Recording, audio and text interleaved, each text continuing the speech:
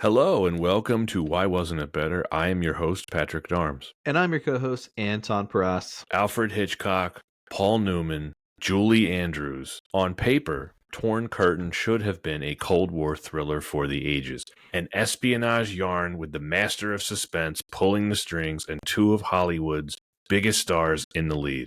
Instead, what we got was a strangely flat, uneven film with behind-the-scenes tension, mismatched tones, and a script that can't quite decide if it wants to be a gritty spy drama or a glossy studio romance. Today, we're diving into the film's troubled production, dissecting the infamous creative clashes, and asking the big question, how did so much talent result in something so lukewarm? Anton, it's our second Alfred Hitchcock film. I feel like a bit of a psycho as we delve deeper into the madness that is more of his library that deserves screen time, or at least the light of day. I think, and when I say deserve, I mean, hey, we're talking about it. We are. Almost any Hitchcock film, I think, is at least worth talking about. Yeah, but legendary man of Hollywood, right? Yeah, I mean, we're going to talk about this a little bit later in the recording, but by all research and metrics that I could find, he was pretty much the most famous filmmaker in the world around the time this film came out. You know, he was a celebrity unto himself. If you check out the film's poster, it's advertising him, like Alfred Hitchcock Presents, an Alfred Hitchcock film, et cetera, et cetera. You know, he's a massive star. Anything attached to his name, it's like that's going to draw people in. Yeah. You know, he was just a couple years removed from an enormously successful film with The Birds, which came out in 1963. Psycho was before that. But also something we'll talk about a little bit later here. He was moving into a different phase of his career, the twilight of his years, if you will. Yeah, we're not talking about the Twilight Zone, people, but that's kind of what it felt like with this film. A little bit, yeah. Cool bit of trivia about this film, Anton. So during the filming of this, and by everything I can measure, it was the opera scene. A young, up-and-coming, soon-to-be filmmaker wandered onto the set to watch Hitchcock direct. A guy by the name of Steven Spielberg. Good times. Yeah, and he was eventually identified as not really a member of the crew, and he was asked to leave. But I find this fascinating that their paths almost crossed. Pretty cool. So we're going to try to do a Hitchcock film every season. Whether or not we were able to pull that off, we'll see. It's a lot of choice. Yeah. All right. Alfred Hitchcock, Paul Newman, Julie Andrews. I already said that. Yes, you did. So released on July 14th, 1966 by Universal Pictures, directed by Alfred Hitchcock, screenplay by Brian Moore, starring Paul Newman, Julie Andrews, Lila Kudrova, Han-Jorg Felmy, and Tamara Turanova, with a budget of $3 million, so $30 million adjusted for inflation, with a box office of $13 million, or $128 million adjusted for inflation. It's at a 63% Rotten Tomatoes score. American physicist Michael Armstrong shocks his friends and family by defecting to East Germany to work with the Soviets during the height of the Cold War. Even his fiancée is surprised by the move, but when she follows him behind the Iron Curtain, she discovers that her husband-to-be isn't a spy, but a double agent working to discover Soviet nuclear secrets. As they plot a way to escape back to the West, his cover is blown, putting both of their lives in jeopardy. Pat, we touched on a little bit. Why are we talking about this Torn Curtain? Well, of course, we're trying to cover a Hitchcock movie every season, so I'm more or less picking these out of a hat when I choose them, Anton. Last season, we covered Dial M for Murder. That came out in the 50s. So I thought, why don't we just kind of jump around to different decades where the work that Hitchcock did, and you can go all the way from the 1930s up until the 70s. So there's a lot to choose from. This one I found intriguing because, well, for a couple reasons. Number one, I vaguely saw parts of this with my dad when I was a kid, but it bored the heck out of me, so I had no memory of it. So this was basically like watching it for the first time. It is the 60th anniversary of this film, coming up a little bit later this year. The other reason is the names on the cast. Paul Newman and Julie Andrews, huge stars, but not just huge stars. This would have been, I think, safe to say, the height of their careers, both of them. So this is very, very rare where you get the most famous director in the world directing two of the biggest stars, and they're both really in their primes. Paul Newman, I mean, his prime lasted a very, very long time. This is right before he does Cool Hand Luke. This is a couple years after, The Hustler and HUD. So he's just cruising, right? He's just in the middle of pretty much every film that he is in. He's getting nominated for Best Actor at the Academy Awards, right?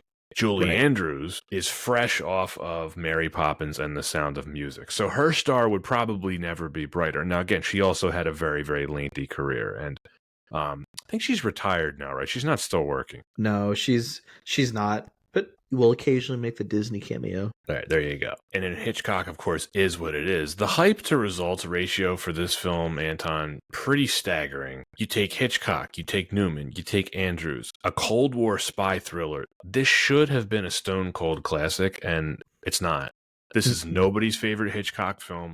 I've never really heard anyone champion it, so I think it's perfect for why wasn't it better. I mean, have you ever heard anyone talk about this film passionately? Nope, not. I cannot. I really, really, really cannot. Had you seen this before? I have seen this before. It was in our previous episode, that we covered, where I did share that, Hitchcock is one that I've loved watching his filmography, and Torn Curtain is, of course, a chapter in that filmography, but later in the chapter. So yes. Oof. Yes. Which I don't remember the same feelings when I watched it originally, but hey, it's good to have feelings come from the well that is film in a new lens. Maybe I look at it differently because I'm a dad now. This film made you look at things differently because you're a dad? No, I'm just trying to find some reason why I reacted the way I did. Okay, I was gonna say is there any children in this film? There is. There's one.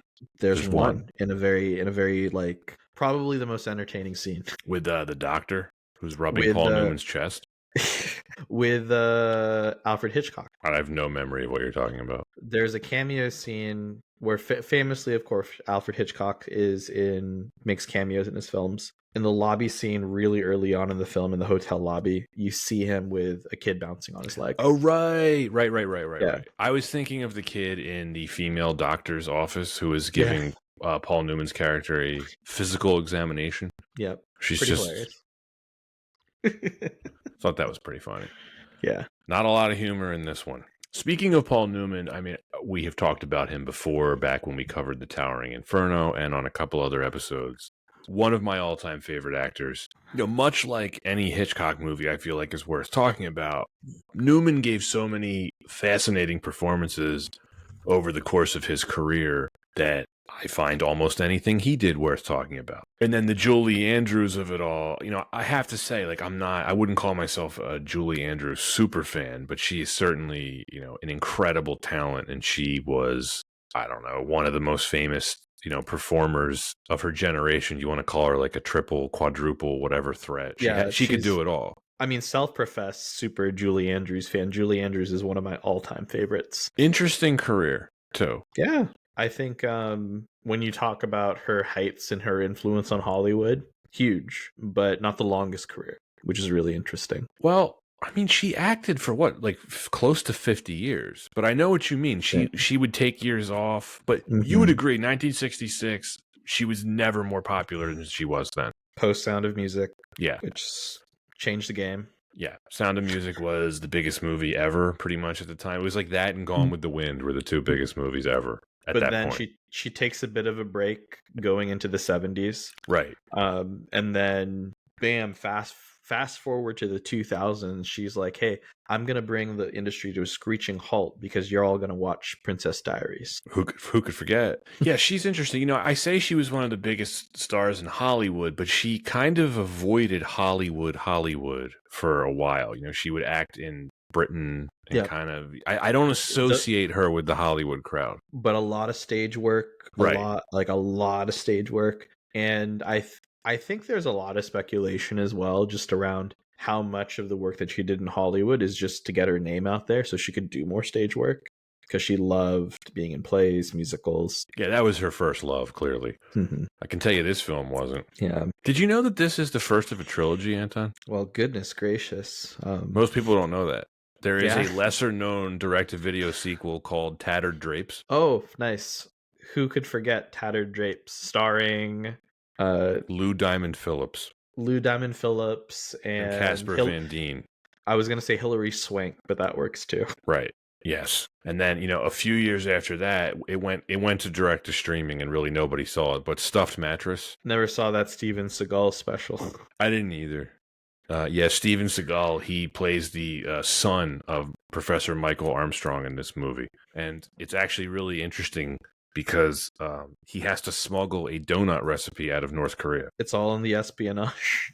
But then at the last minute, he has a change of heart and he decides to smuggle the donut recipe back into North Korea so he can feed all the people who have never had donuts before. Zabba, zabba, zabba. I do this because I was told by a wise man, you are more humble than the Dalai Lama, and I said, yes, I am. And then I realized I had to smuggle myself out in a stuffed mattress. Oh, God. We're trying to find humor in this film, listeners. If you haven't figured out by the tone already, this film is quite dull. It is. This is not A level Hitchcock material. But before we get to the production history, Anton, as we always do, we need to connect this film to Warren Beatty's sex life. Mm-hmm. So this one's weird because you would expect it to be very obvious, and you're like, well, he obviously slept with Julie Andrews, right? No, he did not. I could not find any credible evidence that he did. I am amazed that he didn't make a pass at her. I mean, I'm sure he made a pass at her if he ever met her because he was Warren Beatty. But this one is a little interesting. So it's Paul Newman and Joanne Woodward. Now, of course, they were both married up until Joanne Woodward's death. Or no, Paul Newman's death. Joanne Woodward's still alive. She 90-something? Yeah, she's not doing well. She has Alzheimer's. It's kind of sad. Oh, that's sad. Yeah, because Newman passed away a while ago in 2008. So, she's been alone now. It's a shame. I still remember those Academy Awards, but yes, when they did his in memoriam. So they were married, and of course they starred in several films together. They were in a film called From the Terrace with Myrna Loy. She's a very, very famous actress from the golden era of Hollywood, going all the way back to the 30s. She was apparently romantically involved with young Warren Beatty at one point. So Warren Beatty did not discriminate when it came to age. He was willing to sleep with women much older than him. And that's it for there's a lesson for everybody there. That's your 6 degrees. That is your 6 degrees of Warren Beatty's sex life. You were good. Would you have bet all your money that he slept with Julie Andrews? No, because I know that she was faithfully married, right? At the time? I don't know at the time, but she was married to Blake Edwards for years until he died, right? Yeah. Yeah. I think better of Julie Andrews after knowing that. No, she did not succumb to Warren Beatty. Well, many did. Yeah. The more you look at Julie Andrews, she's a bit of a badass. Oh yeah. Yeah. People may not know it. You respect her more after knowing that she didn't sleep with Warren Beatty.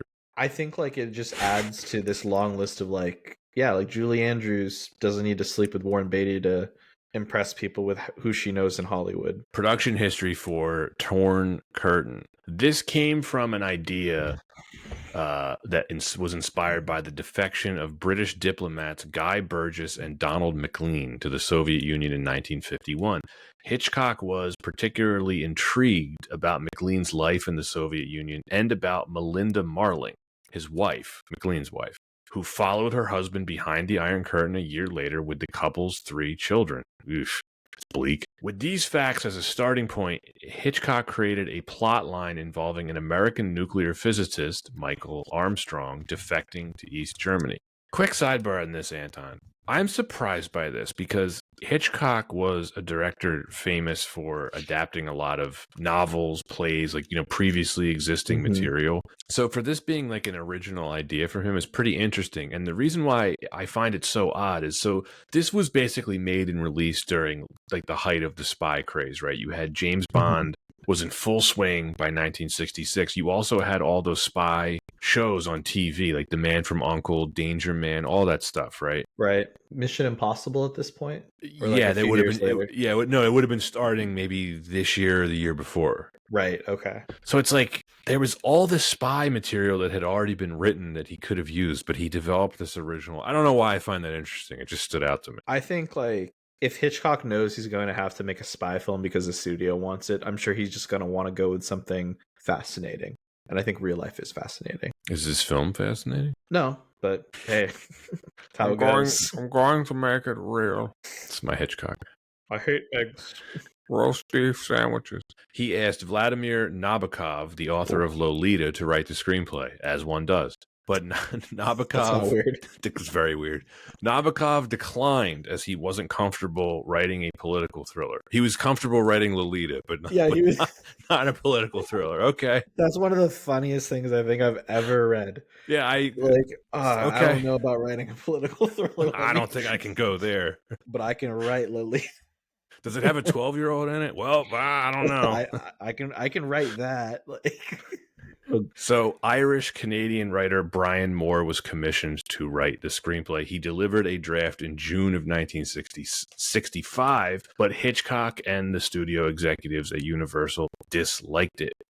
Moore complained that Hitchcock, quote, had no concept of character and that he had a profound ignorance of human motivation, end quote.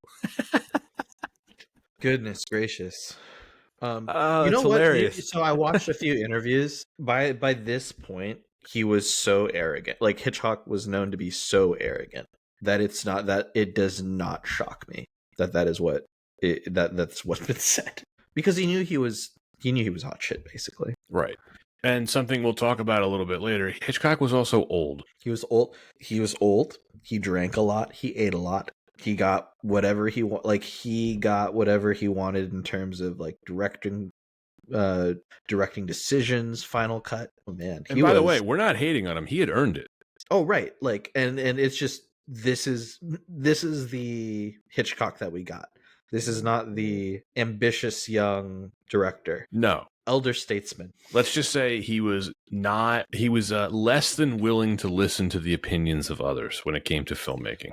Above his trailer reads the words, "If he dies, he dies." And that's him talking about any extra that has to go through hell on his sets. Did you ever see that interview where he was on a talk show and he referred to actors as cattle? Yes. There was one interview I saw where the level of just he gave no shits when it came to giving direction to any actor. There was one famously that asked him, "How do you want me to how do you want me to display emotion in this scene?" And he said, "Just act it, or like just read it." Well, it worked very well for him until it didn't. Hitchcock hired British authors Kevin Waterhouse and Willis Hall to rewrite Moore's script. After going to arbitration, the Writers Guild awarded sole credit to Moore. Universal executives insisted on famous stars being cast for the leads. Paul Newman and Julie Andrews were imposed on Hitchcock by studio head Lew Wasserman, rather than being his real choices. As she was much in demand, Andrews was available for only a short period of time, and that meant the production of the film was rushed, although Hitchcock was not yet satisfied with the script. Hitchcock wanted to shoot the film entirely on location in the Eastern Bloc, but could not because he refused to give East German officials a copy of the script. Principal photography began in October 1965 at the Universal Backlot in LA. Filming lasted 3 months, including a 2-week hiatus, while Paul Newman recuperated from a chin infection. Filming was completed in mid-February 1966. Hitchcock and Newman did not get along. Bernard Herrmann originally Herman. What are you, Irvin Kershner? Bernard Herrmann originally composed the score, but he didn't give Hitchcock and the studio what they asked for. After his revisions were also rejected, Hitchcock and Herrmann ended their longtime collaboration, and John Addison was approached to write the score. I heard that this was actually a lot of pressure from the studio. So, Hitchcock, it was a mistake because the score sucks. Yeah. So the film was initially released without any rating. However, it was given an R under the MPAA film rating system that took effect November 1st, 1968. It was ultimately re-rated PG in 1984. This being an R is astounding. That's so unnecessary. Did you notice that this is one of the first, if not the first, Hitchcock film to feature a stab wound in like blood? Because in Psycho, you never actually see the knife hit her. No, you just see a lot of the aftermath. Right. But in this one, you see very, very, very bright red, paint-like blood. Nothing gratuitous about it, by the way. Just no. This being rated R is ridiculous, but Well, that's why they re-rated it PG. And by the way, we've talked about this, I think, previously too. A film being re-rated is pretty rare. Usually, once Yeah, it's it's given the not. rating, it's kind of done. Yeah, even like a lot of films that probably should have gotten a PG-13 later in life, they still keep whatever Yeah. rating they got back in the day. Right. And the only reason I think about this is when I don't know about you, but when I was in grade school, I remember the rule was for the teacher to show a movie during like a rainy day, it had to be either G or PG. And that's why we got some movies that I was like, I don't know about. Like this is kind of extreme for a PG film. I think I've told this story before, but it is worth repeating. So, in freshman year English, when we were studying Shakespeare, Romeo and Juliet. no, close. Oh. For whatever this is even funnier because it doesn't really make sense because it's not even a real adaptation of Shakespeare. Our teacher showed us Shakespeare in Love.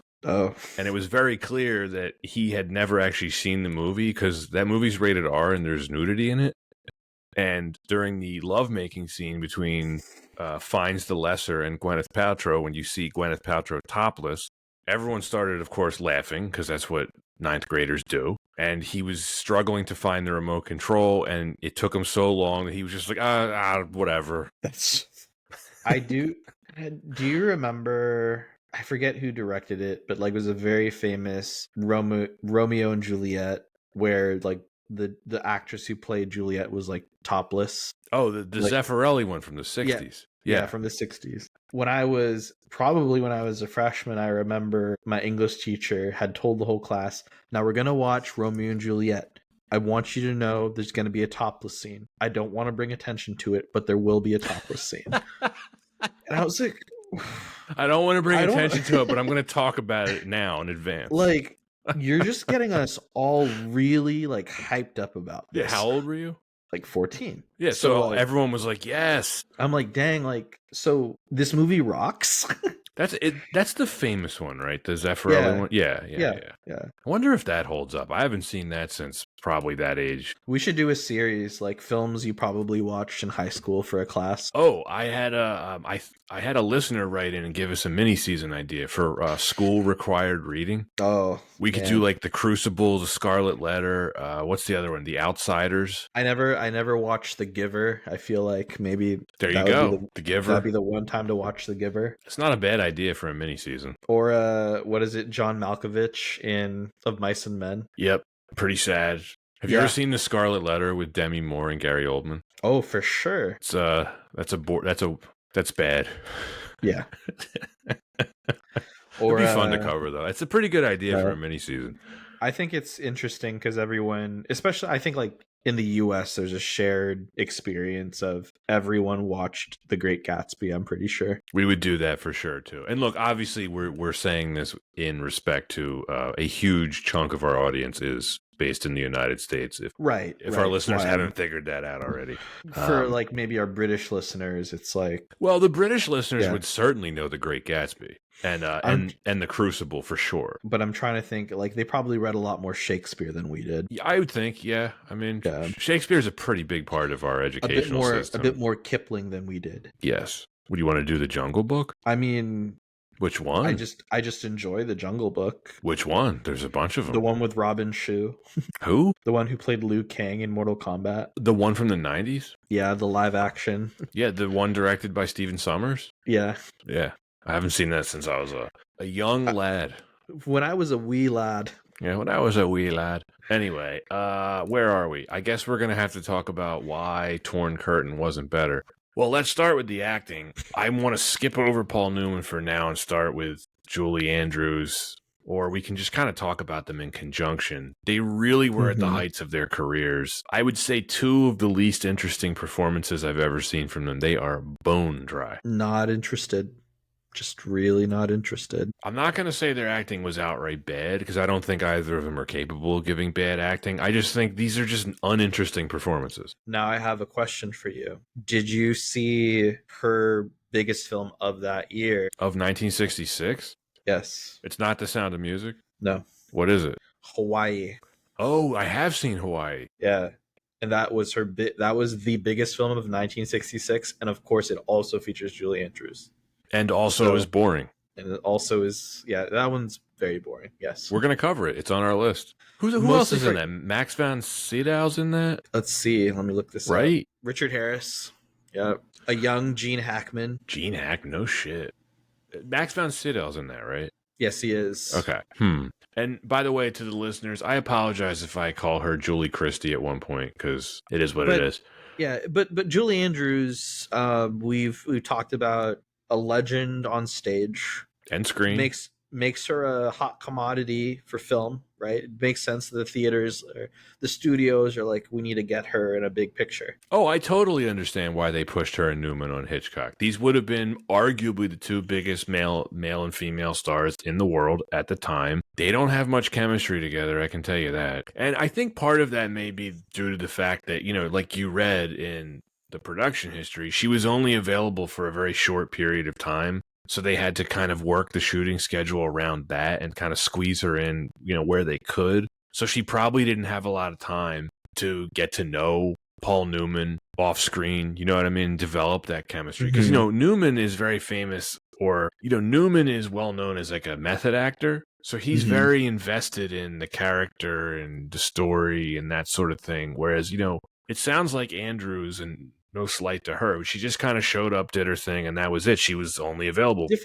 Different school of acting, and also just right. Different availability for the film. But it's certainly a missed opportunity, Anton, because if they had good chemistry together, it would have been a major point in this film's favor. And I think it's one of the biggest flaws with it, hence why we're starting with this as the number one reason why it wasn't better. Paul Newman can be very warm and charming and charismatic. You don't see a lot of that in his character.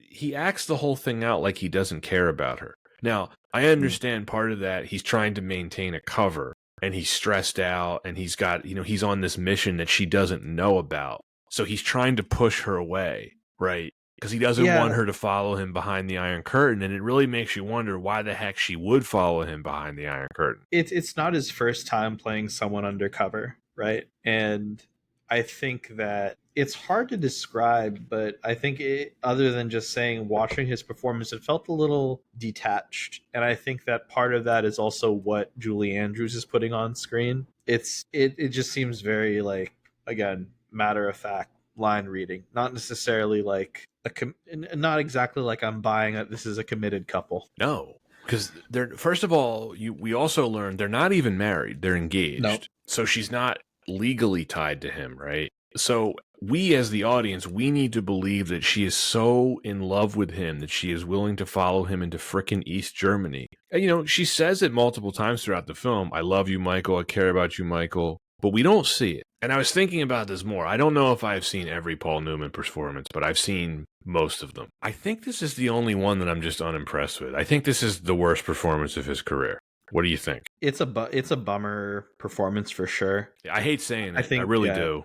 I know for a fact there are films of his that I haven't seen, but even films like, even later in his career, he's still cooking, even if the roles are much smaller. Like even something like The Towering Inferno, which is a pretty much nothing role for him, is far better than this. Or like much later in his career, Road to Perdition, very small role. Oh, he's great in that movie. But he's great in it, right? Yeah.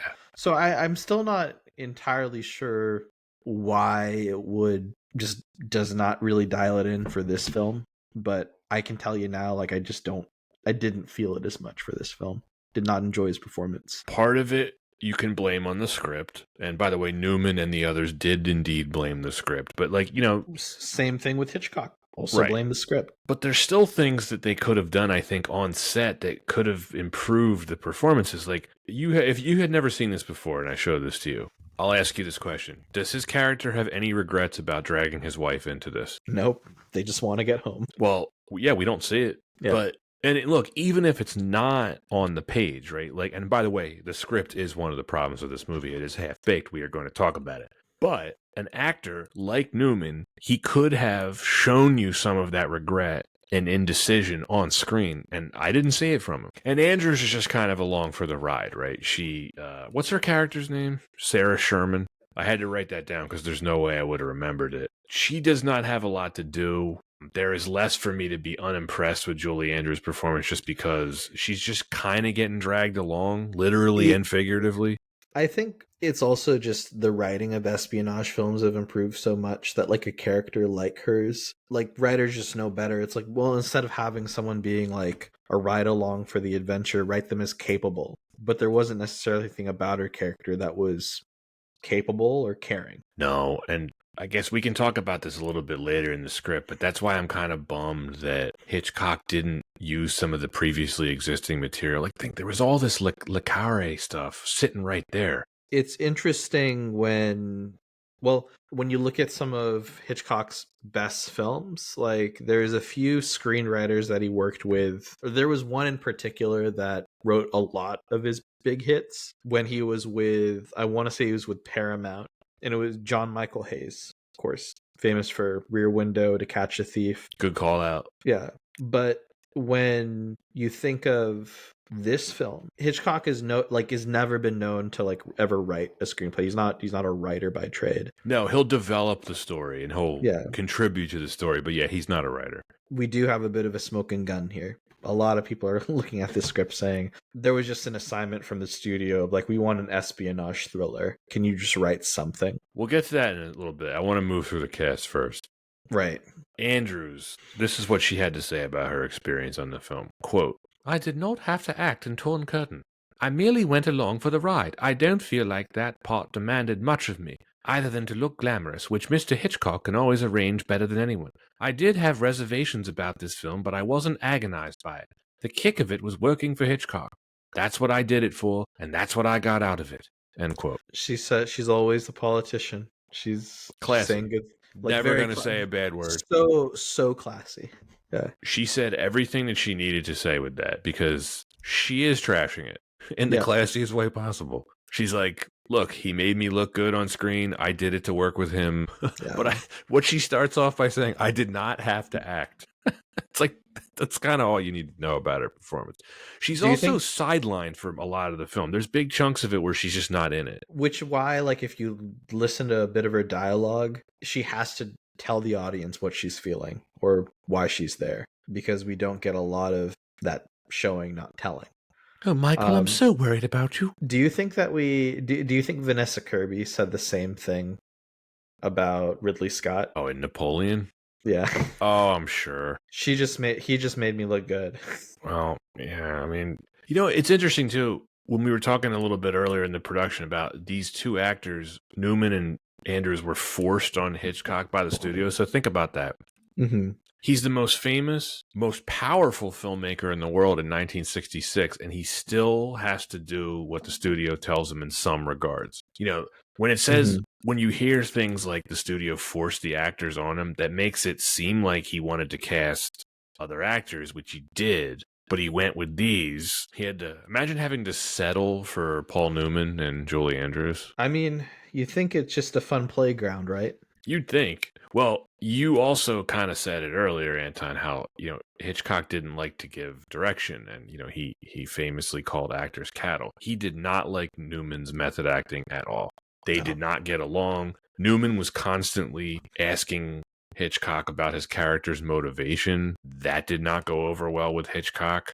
You know, Hitchcock, to your point, he was much more used to James Stewart and Cary Grant, who, of course, they would just kind of do the thing. They would show up and they would do their thing, and they would take direction from Hitchcock if he gave it. And by the way, no slight on those guys. Those are two of the all-time great actors. But Newman just had a very different way of doing things. Hitchcock called his behavior, quote, unacceptable and disrespectful, end quote. It probably is two sides of the coin, because you do have a legendary director that's like, these are the conditions I need to work and create and do my process. Like, this is my process. And then Newman's like, I'm just trying to do the same, man. Because it wasn't like Newman was some brand new, fresh-faced, up-and-coming young buck. He was in his 40s at this point. He was a very experienced actor. And look, I kind of side with Newman on this because I just have so much respect for him as an actor. He cares so much about the performances that he gives. And he said the same thing about this in this movie. He said, quote, I think Hitch and I could have really hit it off, but the script kept getting in the way, end quote. There's that script again. He also said that he meant no disrespect towards Hitchcock, which I'm sure he did not. He's not that kind of guy. Talk about classy. Paul Newman had it all. But I just want to give you some modern day perspective about how, frankly, disappointing you and I find this film. Right. Imagine if David Fincher directed Leonardo DiCaprio and Emily Blunt, and it just was like, meh. Yeah. That's what I was trying to draw. Like, what would the modern day equivalent of this be? And it's like, not just because of the Mary Poppins thing with Emily Blunt, but like, this movie should have been so much better. It's like Coppola directing a film with Shia LaBeouf and Adam Driver and Aubrey Plaza. Have you seen that yet? No. Do you want to? Not really. We got a couple requests for that from listeners. Like, are you going to do Megalopolis? And my answer is yes, but it's gonna be a while. I'm in no rush to see that. I just kind of feel bad for him now. Coppola? Yeah, it just seems like he put all of his money in that film. You feel bad for him? I mean, he's like, I don't know. I don't want to see, like, I never want to see anyone have to like sell all their stuff because of. Yeah, I know what you mean. Yeah. Okay, what I would say to that is, I feel badly what happened to him, but I don't feel bad for him because nobody forced him to sell his vineyards and shit like. Right, like he made the decision he wanted to. Yeah. Look, I love Francis Ford Coppola. He has a absolutely bizarre career. I can't figure it out. He's probably the best example of the highs and lows of maintaining full control over your material, which is he has produced some of the best films of all. He has directed some of the best films of all time, and also at the cost of maintaining 100% total control over all of his future material, he has bankrupted himself more than once. But if someone's like going to film school and they're like, what does full control look like? Just Francis Ford Coppola, George Lucas. It's like poetry, it rhymes. But George Lucas, he's sitting on a pile of cash. Just let him exit stage right and just wave at people. He could have given Coppola the $100 million and he wouldn't have noticed. That's fair. I mean, they all hang out together. George Lucas should have given him the money. Nah, he knew. He was like, nah, I'm not going to see that ever again. Yeah. It's gone. But like you said, I don't think Lucas is ever wanting for money, ever. Have you seen his net worth? I think it's north of $10 billion. Yeah, like I said, never wanting for anything. No, he's not. Okay, so back to Torn Curtain. Hitchcock said he expected the cast to do what he said, but Newman liked to feel out a scene and try to improvise, and this was more than Hitchcock was willing to tolerate. Kind of aligns with what we were saying. Yeah, makes sense. So we've been pretty harsh on the two leads. Did you like any of the supporting cast? It's a very international cast. Very international cast. No. Not really. Can I interest you in Gromit, played by Wolfgang Keeling? How is it prepared? Lightly breaded, pan fried. I'm gonna pass. Not entertained. Okay. I wrote down I found him to be the most interesting of the uninteresting supporting characters. I thought Lynch was fun, the professor. He was kind of interesting. The scene where... He was kind of interesting. Yeah. I do like the scene where Armstrong, Paul Newman's character, tricks him into giving up the information where they're writing stuff down on the chalkboard, math formulas. I thought that was pretty cool. Yeah, that was cool. I think, I think the Countess was my favorite character. No, she wasn't. No, not at all. That is a horrible character. Not only is her acting bad, I mean, no offense to, what's her name, Lila Kudrova. That's an Academy Award winner. I don't understand the character. You just feel the energy just completely sucked out of the scene. And if you think about it from a pacing perspective, too, it's pretty risky to bring in a character like that in the third act. She comes in late in the film. Late, and it doesn't lead anywhere. It goes nowhere. In fact, I would say it not only does it not lead anywhere, it's like pulling the plug on the film and kicking it when it's trying to get up. Wrecks the pacing. I mean, man, it's not a lot of recognizable faces in the cast, too. A lot of European actors, a lot of faces I'm just not that familiar with. Nobody's really impressive to me. I mean, there's the ballerina lady who pops up early in the film and then at the end. And at the end, yeah. There's I kind of like the guy who plays the heavy set Henry Kissinger looking East German scientist who Paul Newman has to trick. But yeah, I think maybe like the portrayal of East East Germans in this film was probably the most fascinating. It doesn't treat them like caricatures. They're Right. all sort of two-dimensional. But some are more capable than others, of course. Yeah. Nothing else to say about the cast. Number 2 reason why this wasn't better, Hitchcock himself. This was his 50th film. 5-0. Paul Newman and Julie Andrews may have been in their prime. Alfred Hitchcock was not. He may have been the most famous filmmaker in the world at the time. He's on the movie poster. That's how famous he is. But being famous doesn't mean you're still at your peak. And he just wasn't here, Anton. He was past it. I think he knew it. He only directed 3 films after this. Yeah, I think it makes sense because this was also at a time, like, he's been through he's worked through several different eras of Hollywood. And this for him, like, I'm sure he's just like really close to just retiring and just enjoying retirement. And look, and if any of the listeners aren't familiar with Hitchcock's work, which is possible, not everybody is, he started off in the silent era. That's how long he had been directing. And like I said, this is his 50th film. Now, I think like it's also important to note, like, while this was late in his career, not too far removed from some of his classics, right? No. And like he's, but I think like your creative juices are only really flowing for so long. And quite frankly, like, if especially when you're given a poor screenplay and maybe just not quite the passion for what he was working on, you do get a bit of a mediocre product. Well, a bit of a dialing it in. I think he had hit a creative wall by this point. I completely agree with you. I have three pretty tangible reasons that we can point to that really confirm this, right? Number 1, this is the most important. He had very recently lost the services of 3 longtime collaborators. Cinematographer Robert Burks, editor George Tomasini, and composer Bernard Herrmann. I forget which one. One of them died. One of them retired. I think either Burks or Tomasini retired or died, or vice versa. And then Bernard Herrmann's work was rejected, right? Right.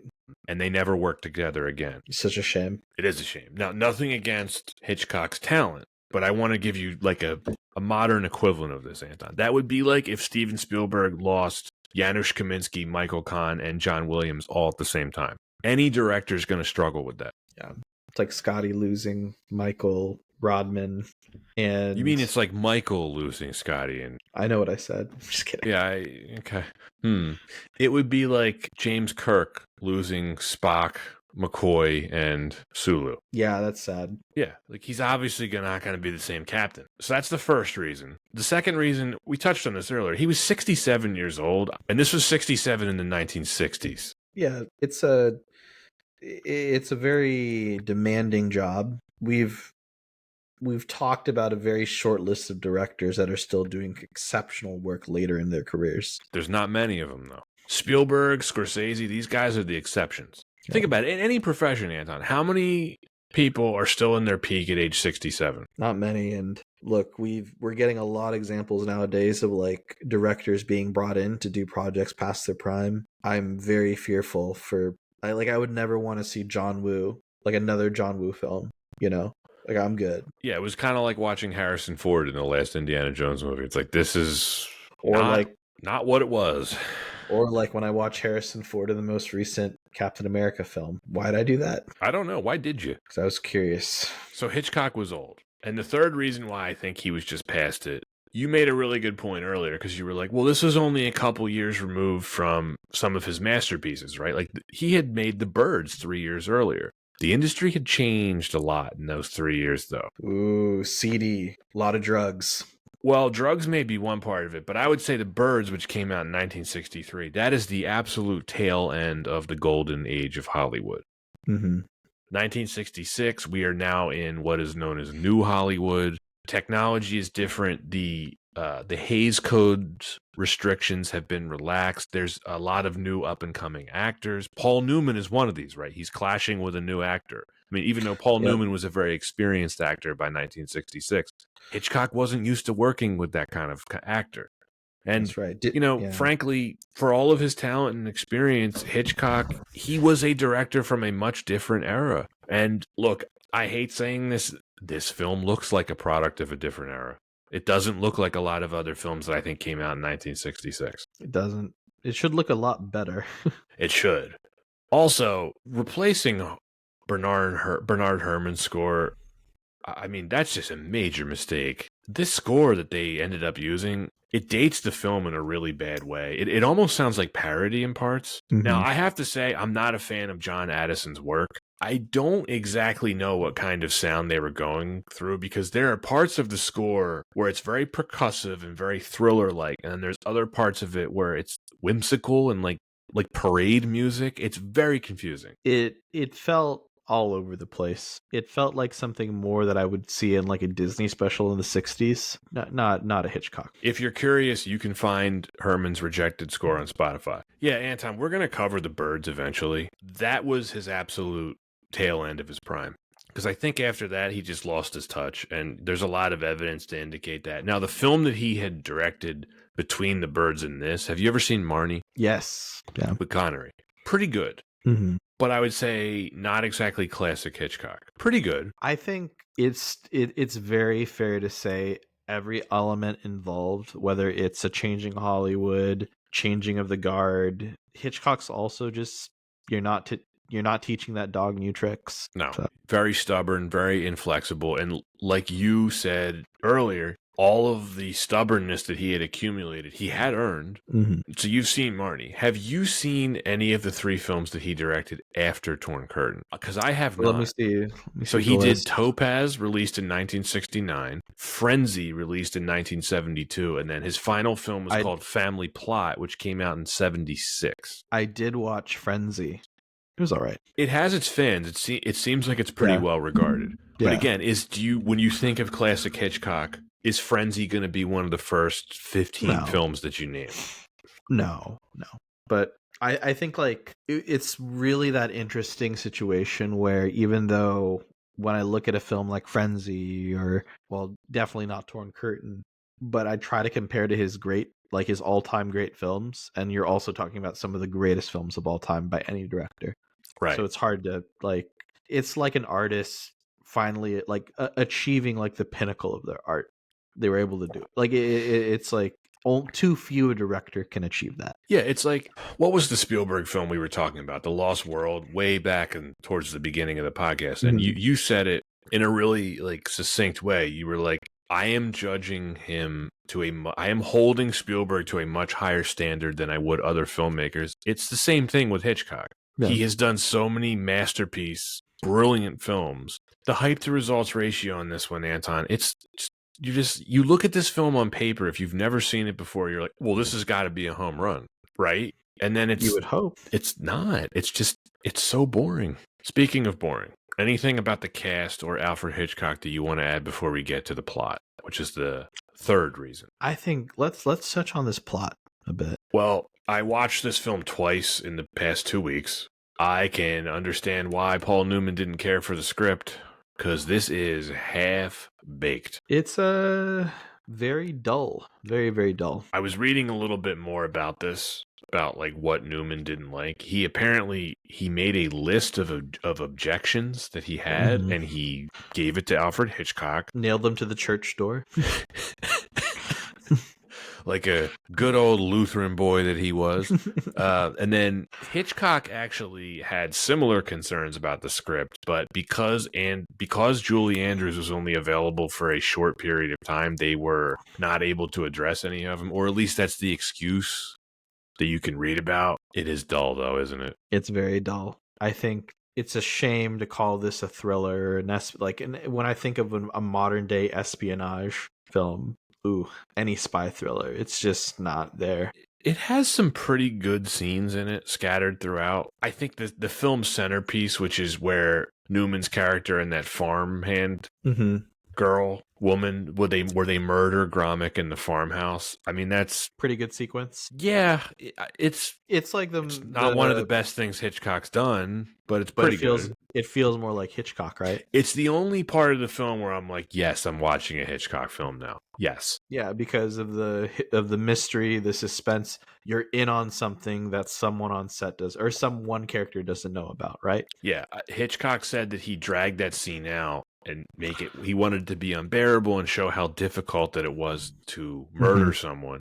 I think he certainly achieved that. But the actual plot of the film, right? So we have Newman's character, Michael Armstrong. He is a professor. He is faking a defection to East Germany because he wants to learn an important formula for his work on rockets. It takes a long time to develop. I would say this film is probably 20 to 30 minutes too long. Mm-hmm. But you know what? I just thought about something because we keep calling this a spy thriller. And it is, technically, but he's not even a spy.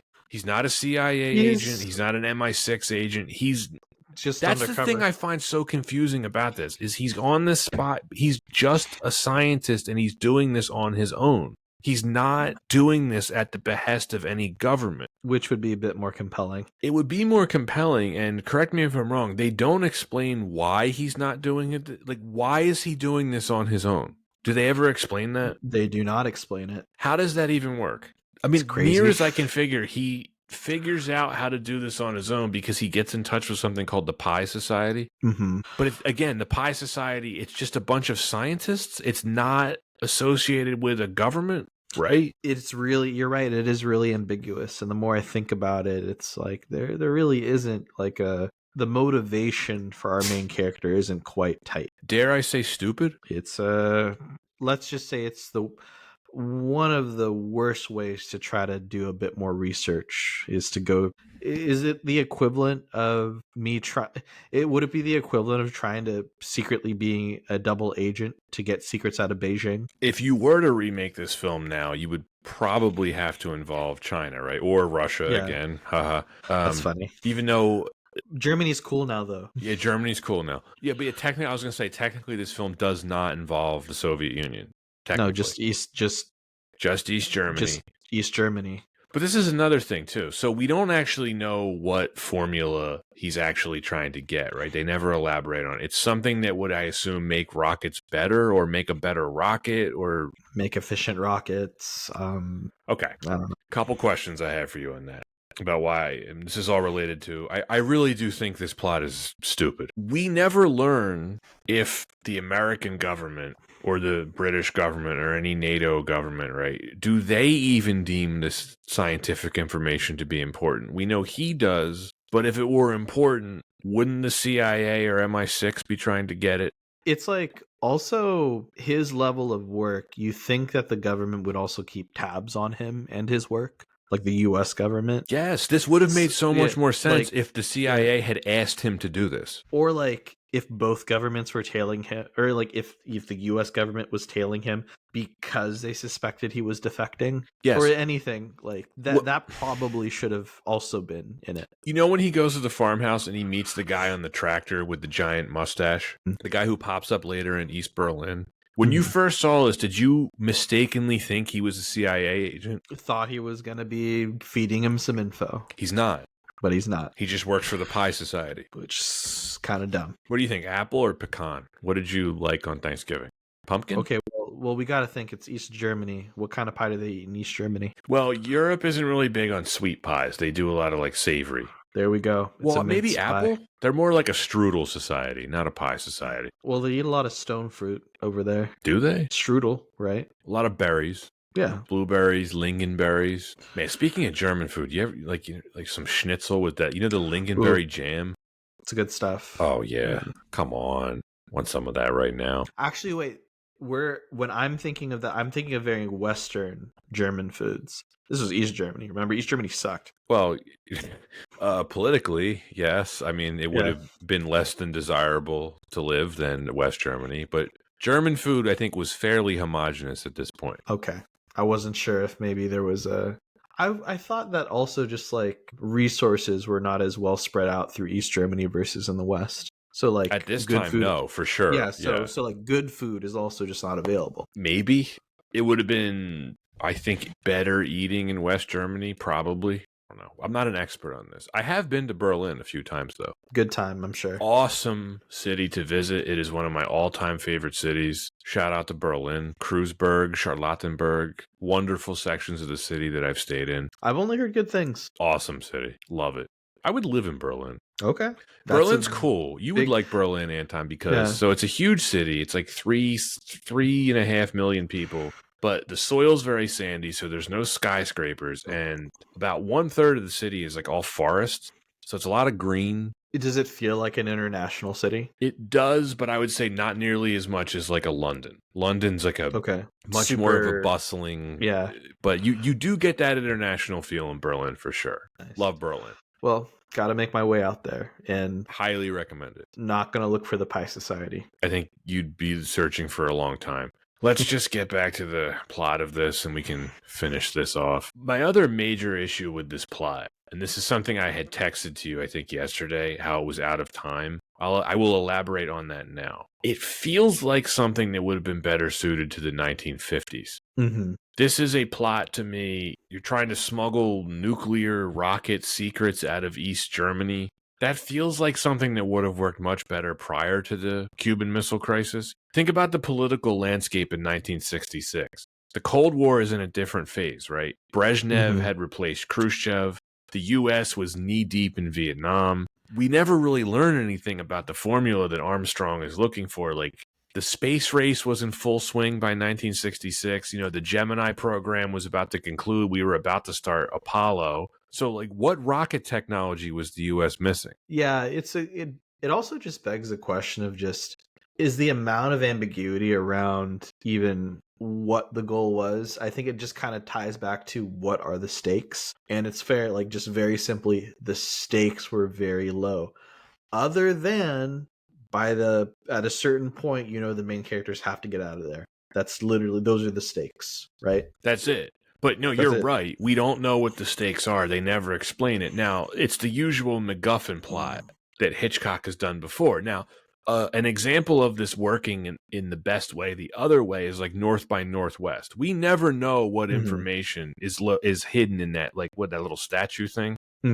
But you don't care about that because it's the set pieces and the experience and the ride and the charisma of Cary Grant and the chemistry that he has with Eva Marie Saint. And all of that stuff works so well that whatever information that James Mason, yes, whatever information he's hiding in that little edifice, you just don't care, do you, Mr. Thornhill?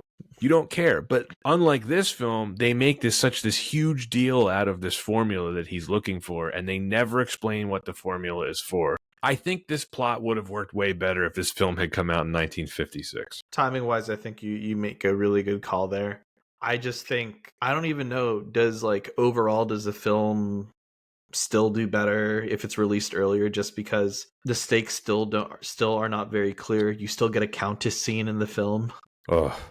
I think overall, there's not much to save about this film if you don't go to the fundamentals of the screenplay. It's just bone dry. It really is. I mean, I hate saying it just because Hitchcock really is one of my favorite directors. But I mean, you were complaining about the pacing of this before we started recording. It's just bad, man. It's a slog. What do you think? This 20 minutes too long? 30 minutes too long? 20 to 30 minutes does seem about right. How long did the bus sequence take? Like 15 minutes. How long did it feel? It felt like an hour. It's very anticlimactic. That really annoying woman who keeps standing up. She's like, they are going to get us caught. We need to get rid of this. Just shut up. Everything around that bus scene, whether it's the actual, the when watching outside, looking out the windows, what's supposed to be the outside is just very clearly like a fake. Okay, you mean the rear screen projection? Yeah, the rear screen projection just looks terrible. It just looked very cheap. It's funny how this film did make good money.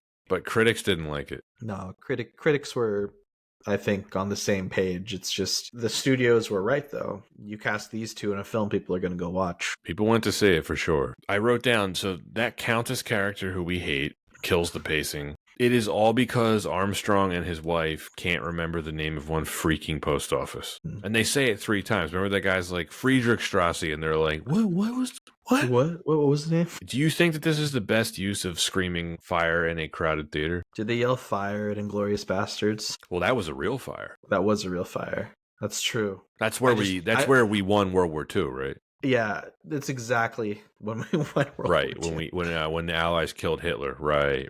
Yeah. This is probably like the one that they show in like law class of like, you really shouldn't do this. Yeah.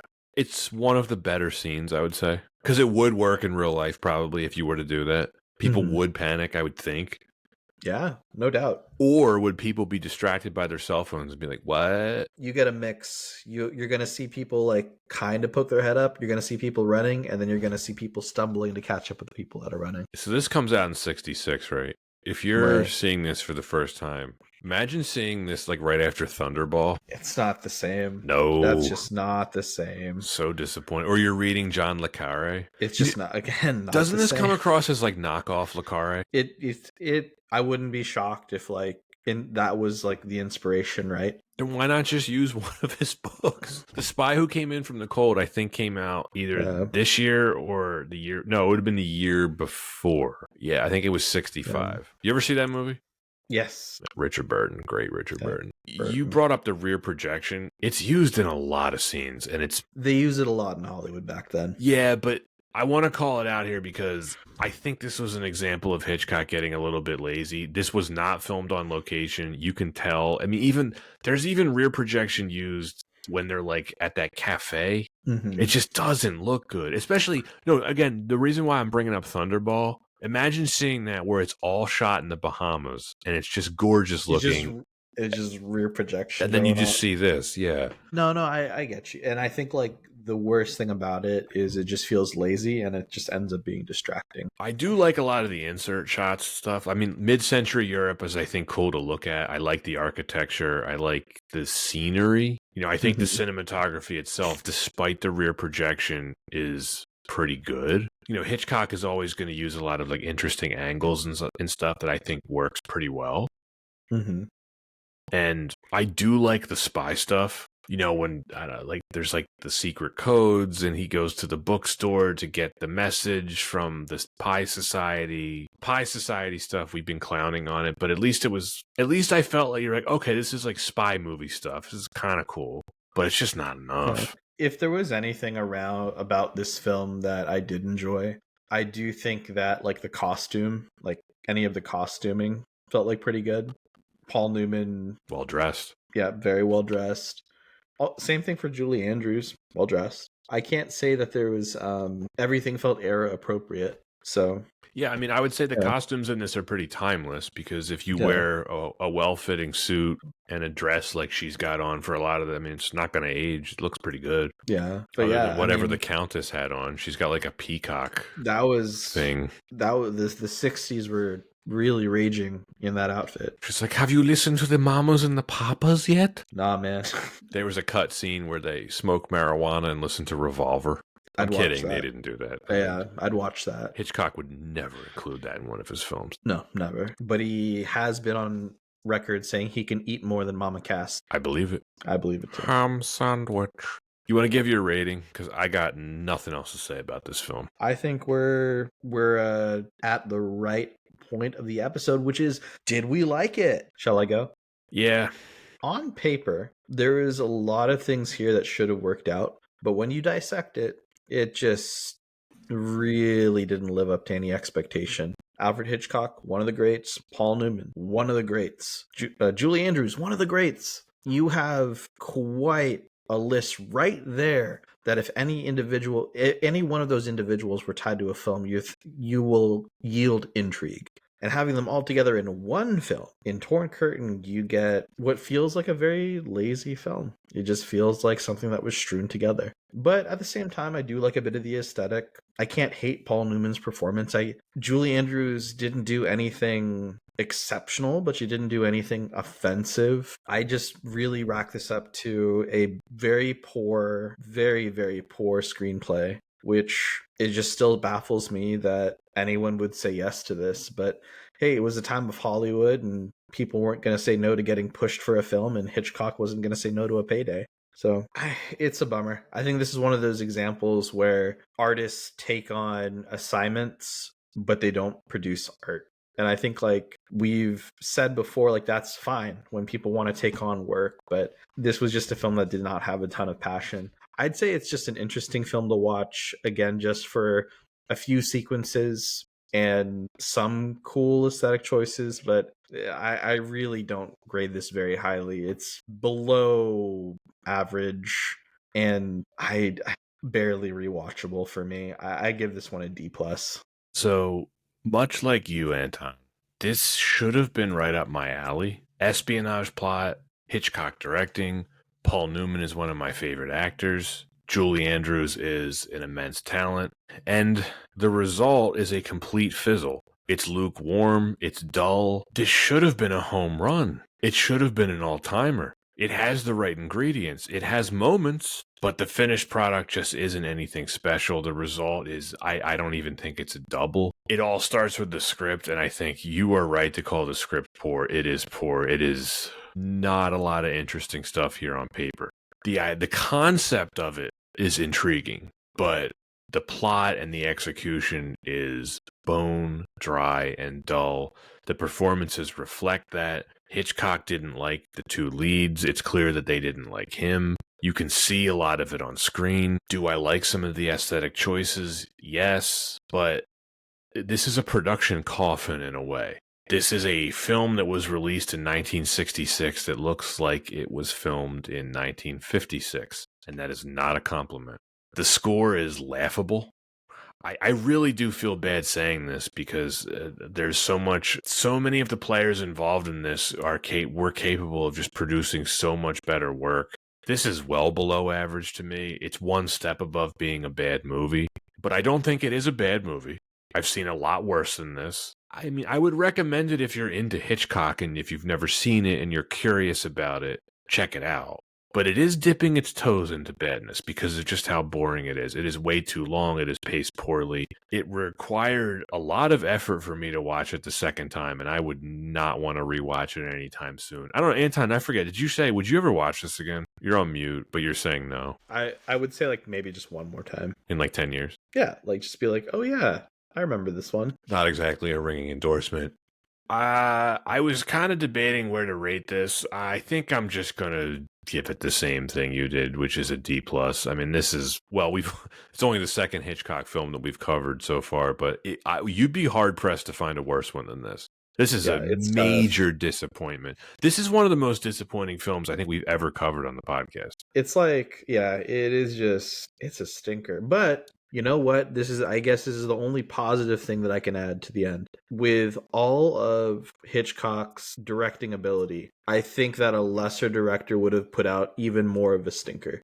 I'll just say that. Sure. Yeah. I mean, I think probably, yeah. Again, not exactly a ringing endorsement. Nope. Well, that is it for Torn Curtain, which is, of course, the prequel to Tattered Drapes and Stuffed Mattress. As always, we want to thank everyone for listening. If you are new to the podcast, please follow us, subscribe to us. We encourage you to leave comments wherever you're listening or watching.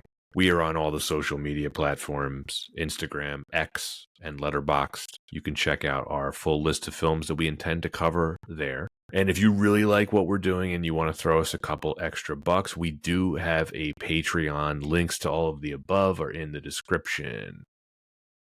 Thanks for listening and see you next time.